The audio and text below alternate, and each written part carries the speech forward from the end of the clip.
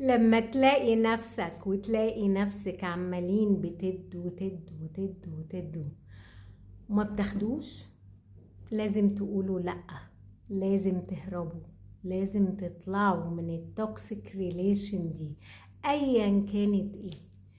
لان اللي بياخد هيفضل ياخد، وهيفتكر ان ده حقه المشروع المباح. وطالما ان انت عودته انه ياخد وما يديش، ايه اللي هيعدله يعني؟ افضل زي ما هو. تعلم تقول لأ واهرب بجلدك، وما تضيعش اللي باقي من عمرك عشان ما تجيلكش لحظة تصحى من النوم تلاقي ضيعت 10 15 20 سنة بتدي وما بتاخدش.